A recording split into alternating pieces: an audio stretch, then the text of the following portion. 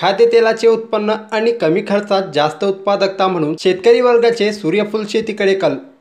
खाद्यतेलाची उत्पादकता वाढविण्यासाठी पालघर जिल्ह्यात शेतकरी सध्या तीळ, सूर्यफुलाची लागवड करताना दिसत आहेत. या पिकातून खाद्यतेलाची निर्मिती होत असल्याने पिकाला दर देखील चांगला मिळतो.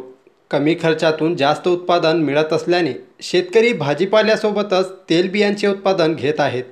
पालघर जिल्ह्यातील बिलोशी गावातील जगदीश पाटील हे दरवर्षी आपल्या 35 गुंठ्यात चवळी, भेंडी, गवार, मिरची, टोमॅटो या भाजीपाला पिकांची लागवड करत होते.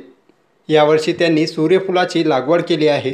सूर्यफुलाची लागवड करण्यासाठी त्यांना एकूण 5,000चा खर्च आला. जगदीश पाटील हे अपंग असले तरी त्यांनी यावर मात करत पत्नीच्या मदतीने शेतात सूर्यफुलाची लागवड केली आहे. या पिकासाठी त्यांनी सेंद्रिय खताचा वापर केला आहे.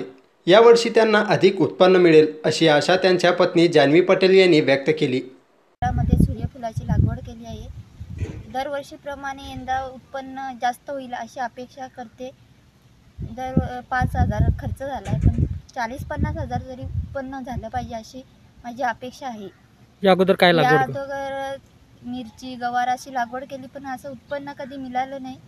यावर्षी जरा उत्पन्न मिळेल अशी इच्छा आहे.